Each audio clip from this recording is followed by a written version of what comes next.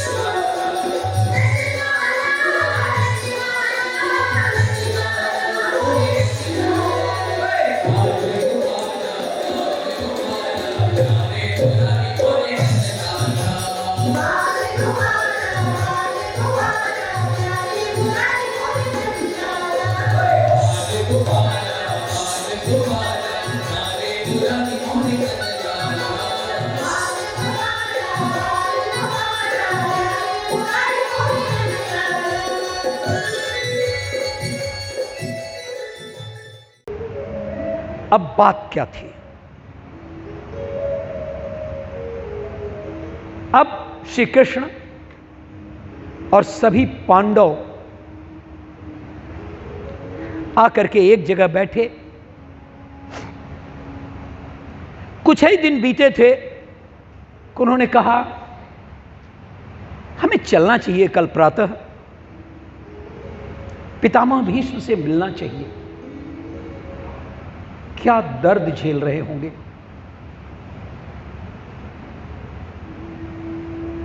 रात का विश्राम था। युधिष्ठिर अर्धरात्र में सुबक सुबक के रो रहे थे।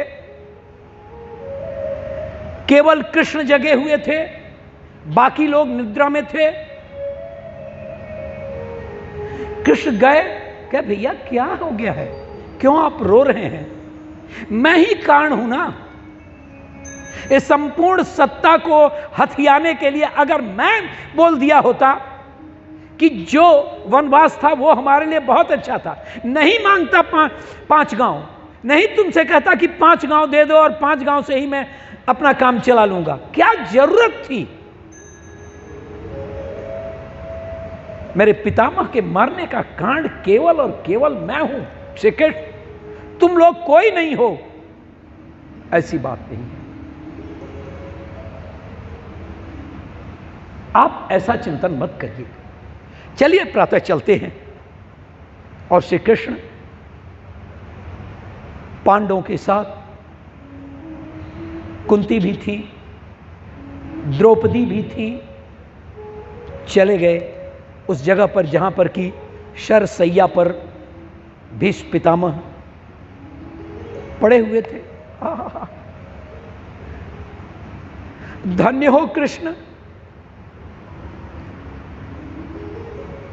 दक्षिणायन में केवल 1 दिन शेष रह गया था। तुम सच है कि तुम सबके जीवन के खेवनहार हो, ठीक समय पर आ गए। पितामह, ये युधिष्ठिर भैया बहुत रो रहे थे रात को, और ये अपने ऊपर ही दोष लगा रहे थे।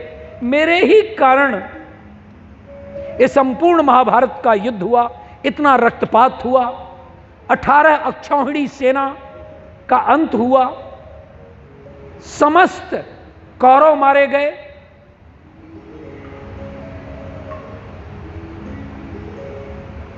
कुछ उपदेश दीजिए इनको। उन्होंने एक उपदेश दिया, पूरा सूत्र का सार है। मैं अभी नहीं, थोड़ा 2 मिनट और चलूंगा, तब उसके बाद ये लोग गाने के लिए कुछ या करने के लिए कुछ इंतजार कर रहे हैं। उन्होंने कहा जो चीज अगर आपको परेशान करती हो, तकलीफ देती हो, तो वो दूसरे के लिए वो कार्य मत करिए। और तमाम भीष्म की स्तुति है, जो आएगा लेकिन इसके पहले 2 पंक्तियां और, 2 मिनट और। द्रौपदी इसे बर्दाश्त नहीं कर पा रही थी। उपदेश देने चले हैं पितामह, बड़े भैया को उपदेश देने चले हैं।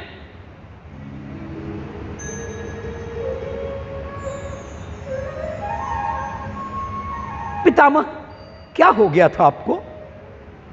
जिस समय भरी सभा में मेरा चीरहरण हो रहा था, मेरे वस्त्र उतारे जा रहे थे, आप तो चुप थे।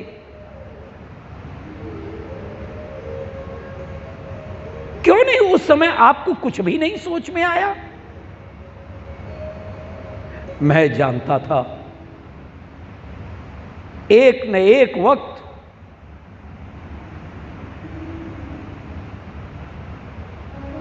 मेरे सामने यह प्रश्न जीवंत होकर के उठेगा, मैं जानता था द्रौपदी, लेकिन मैं विवश था।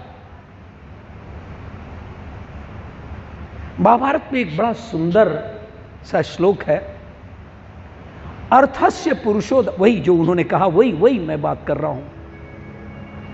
अर्थस्य पुरुषोदास, अर्थस्य पुरुषोदास, दासत्व अर्थो न कश्चिन इत सत्यम महाराज। किसको महाराज? युधिष्ठिर को। वो अब राजा थे ना, राज सिंहासन पर वही बैठ। इत सत्यम महाराज, अर्थस्य, ये अर्थेन, अर्थस्य कौरवई, कौरवों के अर्थ से मैं विघ्न हो चुका था, परेशान था। इसलिए मेरी बहू, मेरी बेटी द्रौपदी, तुम मुझे माफ कर दो, क्षमा कर दो। तो फिर आप कैसे अभी इतना उपदेश दे रहे हैं? इतने अच्छे विचार आपके पास कहां से आ गए?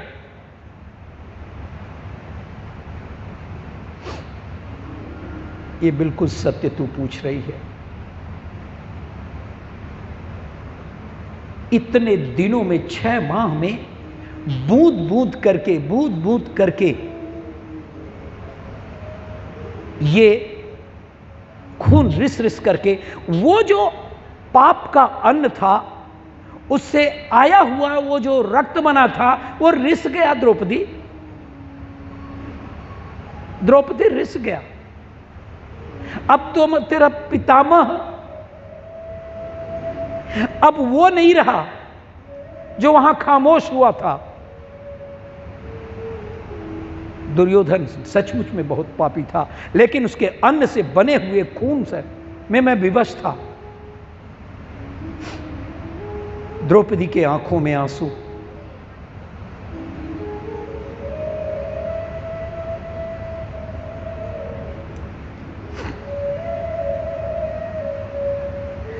पितामह की ये बात समझ नहीं पाई थी द्रौपदी, या कदाचित हम सब लोग नहीं समझ पाते हैं।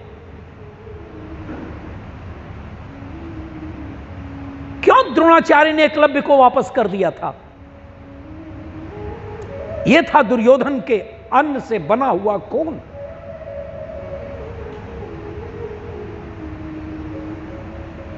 आज भी द्रोणाचार्य तमाम गैर जानकारों के लिए द्रोणाचार्य एक प्रश्न की पहेली बन जाता है। अरे यही द्रोणाचार्य था जिसने धृष्टद्युम्न, जो द्रुपद का पुत्र था, वो जब गया था और ये जानते थे कि द्रुपद का पुत्र ये धृष्टद्युम्न इसलिए पैदा हुआ है कि ये मेरी हत्या करेगा, ये मुझे मारेगा, लेकिन अपने गुरुकुल में धृष्टद्युम्न को पूरी तरह से शिक्षा दिया था। इस बात को कोई चर्चा नहीं करता, इस बात को कोई संदर्भ में नहीं लाता। एक तरफ द्रोणाचार्य ये और दूसरी तरफ द्रोणाचार्य वो। एक तरफ भीष्म पितामह जिसने द्रौपदी के चिरहरण करने में तमाम सभा के बीच में नहीं रोक पाए थे, और वो भीष्म पितामह क्षमा याचना कर रहे हैं और ये कारण बता रहे हैं कि दुर्योधन का अन्न बड़ा पापी था, इसलिए जब रिस करके बाहर निकल गया तो मेरे अंदर कोई पापांश नहीं रह गया, और इसीलिए आज मैं, और ये वक्त ही था, कहे कृष्ण आओ मेरे सामने, मेरे सामने आओ, अब मैं ज्यादा देर तक नहीं रुक सकता, दक्षिणायन खत्म हो रहा है, मेरे इतने दिन का ही, और इससे बड़ा भाग्य कौन होगा, किसका होगा कि जिसके सामने भगवान कृष्ण हो और अपने योग बल से भीष्म पितामह ने अपनी यह लीला समाप्त कर दी, मुक्त हो गए, भगवान श्री कृष्ण के में लीन हो गए।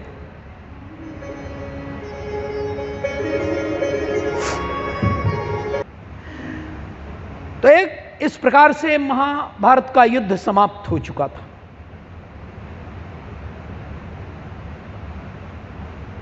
अब कृष्ण जी के लिए, भगवान कृष्ण के लिए यह स्थिति थी कि ठीक है, मेरा काम हो गया, मैं तो अपने भाइयों के साथ था और जो मेरी व्यवस्था थी, जो मेरा निर्णय था, उसमें सब कुछ ठीक हो गया, अब मुझे द्वारका जाना चाहिए। कैसे द्वारका गए, क्या हुआ, वो बात की बात है अगले दिनों।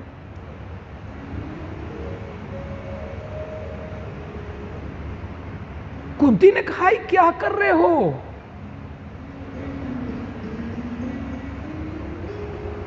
कुंती पांव पर गिर गई श्री कृष्ण के। अरे बुआ, क्या कर रही हैं आप, मेरी मां के समान है, आप मेरे पांव पर।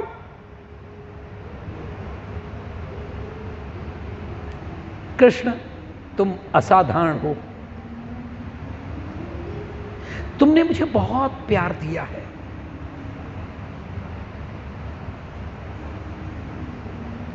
देवकी से भी ज्यादा। कैसे बुआ, कैसे कह रहे हैं कि आप देवकी से भी ज्यादा हमें मान दिया है? अरे देवकी के, तुम चाहते तो देवकी के